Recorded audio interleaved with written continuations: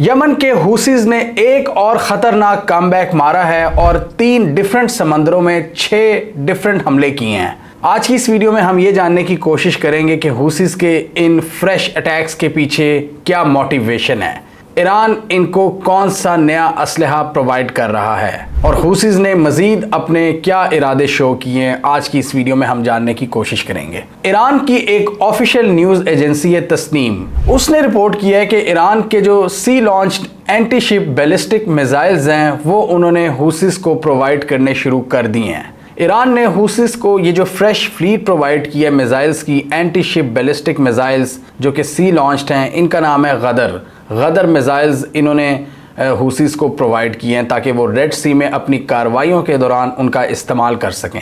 Iran की official news agency Tasneem ने अपनी रिपोर्ट में ये भी लिखा था कि गदर मिसाइल्स की हुसीज को सप्लाई के बाद अमेरिका और उसके हवारियों के लिए रेड सी के अंदर ऑप्शंस मजीद कॉम्प्लिकेट हो जाएंगी और ये अमेरिका और उसके एलाइज के लिए एक बहुत बुरी खबर है। गदर के हवाले से इंटरेस्टिंग बात यह है कि ये ईरान का first ever anti ship ballistic missile है जो कि इन्होंने हुसीज को प्रोवाइड किया है। यानी जो चीज़ इन्होंने अपने लिए सबसे पहले बनाई है वो इन्होंने हुसीज को भी सप्लाई की है और इससे ये क्लियरली जाहिर होता है कि मिडल ईस्ट की ये जो जंग है ईरान के लिए कितनी ज़्यादा इम्पॉर्टेंट है और ईरान अपना जो एक्सिस ऑफ रेजिस्टेंस है उसको खुद कितना ज़्यादा एम्पावर रखना चाहता है। यानी अपने साथ साथ जो इनके ग्रुप्स हैं जिनको ईरान सपोर्ट करता है, इराक, सीरिया, लेबनान और यमन में, ईरान चाहता है कि वो ज़्यादा से ज़्यादा यूएस और उनके एलाइज के इंटरेस्ट को हिट करे और इसलिए उसने अपने मुल्क में बनाई हुई ये जो एक फ्रेश प्रोडक्ट है वो सबसे पहले हुसीज को प्रोवाइड किया है। प्रॉक्सी ग्रुप वैसे तो नेगेटिव कॉनोटेशन में यूज़ होता है और बहुत से लोग बुरा भी मना जाते हैं कि आप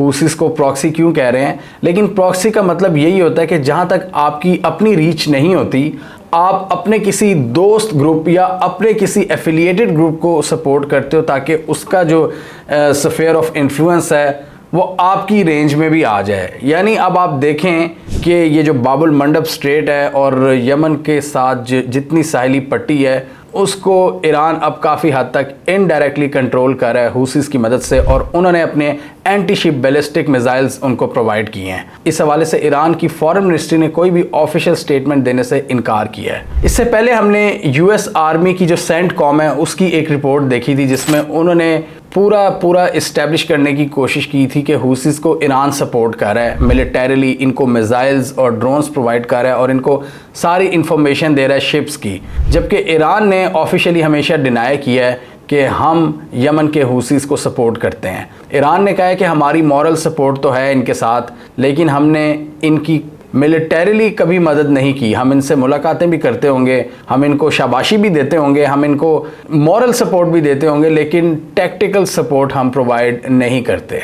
ईरान की मिसाइल और ड्रोन प्रोडक्शन कैपेबिलिटी की बात करें तो वो इसको बहुत हद तक इन्हांस कर चुका है, बल्कि वो अब रूस के साथ ड्रोन्स और मिसाइल प्रोग्राम्स पर काम कर रहा है जिस पर अमेरिका को बहुत सख्त तशवीश है और अमेरिका की एक रिपोर्ट के मुताबिक ईरान की जो मिसाइल प्रोडक्शन कैपेबिलिटी है वो मिडल ईस्ट में सबसे ज़्यादा हाई है और इसी वजह से ईरान इनके लिए एक बहुत बड़ा थ्रेट बनकर इमर्ज होता है और यही मिसाइल्स और ड्रोन्स ईरान इस खित्ते में अपने दोस्तों को प्रोवाइड करता है IRGC के बैनर तले। IRGC जो पासदाराने इनकलाब है वो शाम, इराक, लेबनान और यमन में इन मिसाइल्स और ड्रोन्स को अपने दोस्तों में तकसीम करती है ताकि अमेरिका और इजराइल के इंटरेस्ट को हिट किया जा सके।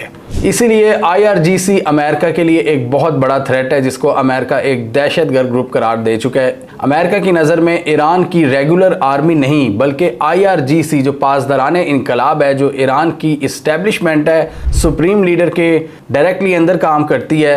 अमेरिका कहता है कि इन मिलिटेंट ग्रुप्स को ये IRGC सपोर्ट प्रोवाइड करती है, इसलिए ये भी एक दहशतगर्द ग्रुप है। तस्नीम न्यूज़ एजेंसी की जो ये रिपोर्ट थी मिसाइल से रिलेटेड जो इन्होंने हुसीज को प्रोवाइड किया, अब ये एक स्टेट ओन्ड मीडिया आउटलेट है, यानी इनकी रियासत के बहुत करीब है और इन्होंने अपने पॉइंट ऑफ व्यू में ये लिखा है कि ईरान को अपने इन मिसाइल्स की प्रोडक्शन को इंक्रीज़ करना चाहिए ताकि इस पूरे खित्ते में अपना इन्फ्लुएंस कायम रख सके और जो इन्होंने एक डेटरेंस कायम रखी हुई है अमेरिका के ख़िलाफ़ वो बरकरार रखे। और अमेरिका और इसकी जो पार्टनर नेवीज़ हैं जैसे कि यूके वगैरह, उनको डराने के लिए ये मिसाइल प्रोग्राम बहुत ज़रूरी हैं। इस रिपोर्ट के मुताबिक अमेरिका और वेस्ट को ईरान के मिसाइल और ड्रोन प्रोग्राम से पहले ही बहुत शदीद तहफ़्फ़ुज़ात हैं, क्योंकि इनकी नज़र में यही ड्रोन्स और यही मिसाइल ईरान रूस को भी प्रोवाइड करता है, जो यूक्रेन में इनके लोगों को मारते हैं। और ईरान की ये जो कॉन्टीन्यूस सपोर्ट है अपने एलाइज़ को मिसाइल्स प्रोवाइड करने की,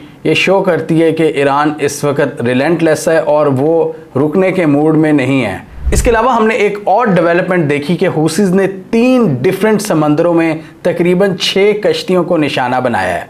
जी हाँ, हूसीज ने रेड सी के अंदर हमले किए हैं। इसके अलावा उन्होंने अरेबियन सी में 2 शिप्स को निशाना बनाया है और मेडिटेरेनियन सी तक भी अब इनके मिसाइल पहुंचना शुरू हो गए हैं। जैसे पहले इन्होंने धमकी दी थी तकरीबन 2 महीने पहले कि अब हमारे मिसाइल्स मेडिटेरेनियन सी को भी टच करेंगे, और उस धमकी का अमली नमूना हमने देखा है कि हूसीज ने मेडिटेरेनियन सी में भी 2 कश्तियों को निशाना बनाया है। अब ये बड़े हैरत की बात है कि यमन से ये बहुत दूर हैं, ये 1000 माइल से भी दूर का फासला बनता है। ये डिस्टेंस बहुत ज़्यादा है, इसके बावजूद इनके मिसाइल्स मेडिटेरेनियन सी में पहुंचने में कामयाब हो चुके हैं।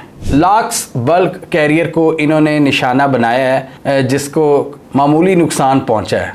इसके अलावा दूसरी शिपिंग कंपनीज पर हमलों की बात करें तो मोरिया और सी लेडी जो शिप्स हैं उनको रेड सी के अंदर निशाना बनाया गया है, और अल्बा और मर्क्स इसको अरेबियन सी में निशाना बनाया गया है, और मिनर्वा एंटोनिया इसको मेडिटेरेनियन सी में निशाना बनाया गया है। पहले अंसारुल्लाह ने रेड सी के इस ग्लोबल ट्रेड को काफ़ी ज़्यादा नुकसान पहुंचाया, और सिर्फ इन्होंने रशिया और चाइना से एग्रीमेंट किया था कि हम आपकी कश्तियों को निशाना नहीं बनाएंगे, इसके बदले आप हमारी यूएन में लॉबिंग करेंगे, हमारे लिए डिप्लोमेटिक एफर्ट्स करेंगे, हम पर पाबंदियां कम से कम लगवाने में अपना किरदार अदा करेंगे। रेड सी के अंदर झड़पों के बाद हमने देखा कि बहुत सी बड़ी शिपिंग कंपनीज ने इस ट्रेड रूट को अवॉइड करना शुरू किया, और उन्होंने साउथ अफ्रीका के रास्ते अटलांटिक ओशन से यूरोप को कनेक्ट करना शुरू किया, और जो सेफेस्ट रूट था एशिया और यूरोप के दरमियान वो बुरी तरह से डिस्टर्ब हो गया।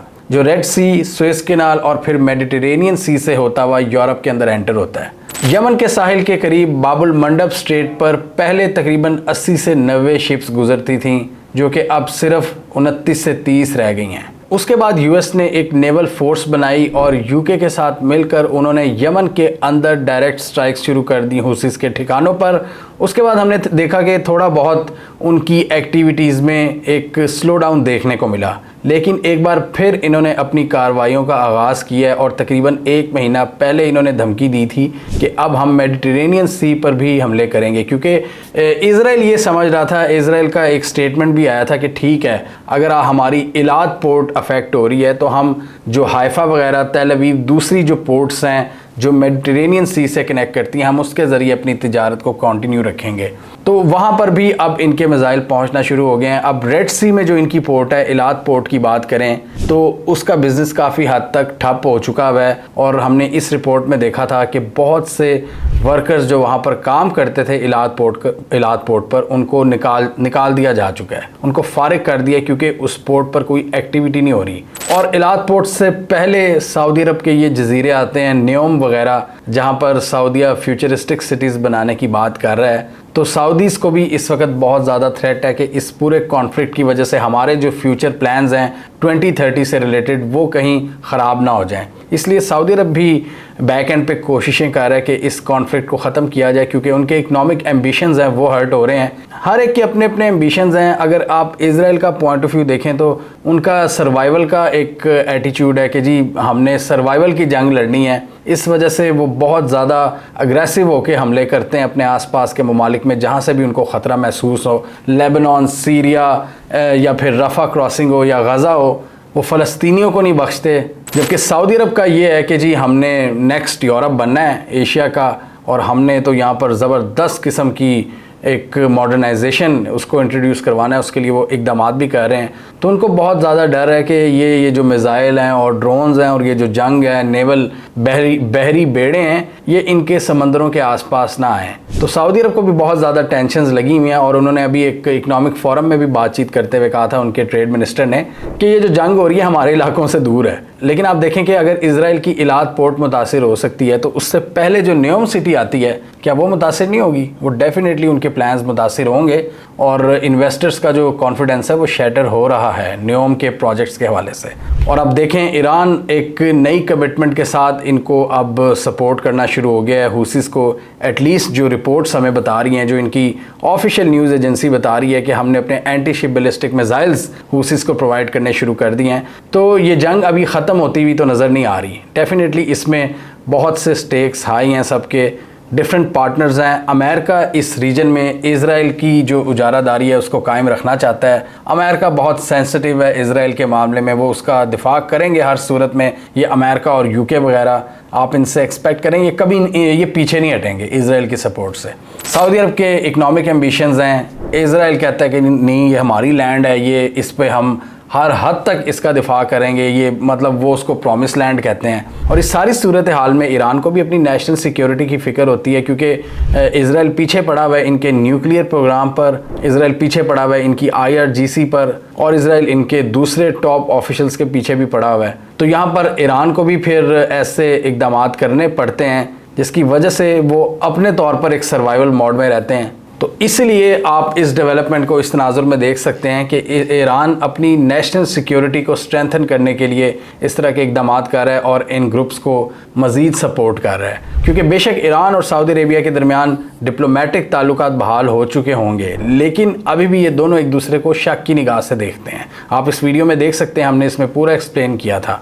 इसके अलावा अमेरिका और इज़राइल से जो थ्रेट्स जन्म लेते हैं वो अलग हैं। तो इसीलिए एक्सिस ऑफ रेजिस्टेंस ईरान के लिए बहुत ज़रूरी है, जिसको सपोर्ट करता है IRGC, और IRGC सुप्रीम लीडर के डायरेक्टली अंडर है। हमें कमेंट सेक्शन में बताइए आपके ख्याल में ये जो नई डेवलपमेंट है जिसमें इन्होंने मिसाइल्स प्रोवाइड किए हैं हुसीस को, ये डेवलपमेंट किस हद तक ख़तरनाक साबित हो सकती है अमेरिका और उसके एलाइज के लिए, या आपके ख्याल में इसके बाद ईरान के लिए मुश्किलात में मज़ीद इजाफा होगा? कौन प्रिवेल करेगा? कमेंट कीजिए। इसके अलावा हमारा यूट्यूब चैनल सब्सक्राइब कर लो, साथ ही वो बेल आइकॉन भी दबा लें ताकि वो स्टोरीज़ दुनिया भर से पाकिस्तान से जिनकी मेन स्ट्रीम मीडिया पर प्रॉपर कवरेज नहीं होती, हमारे प्लेटफॉर्म के थ्रू आप तक टाइम पर पहुंच जाएं।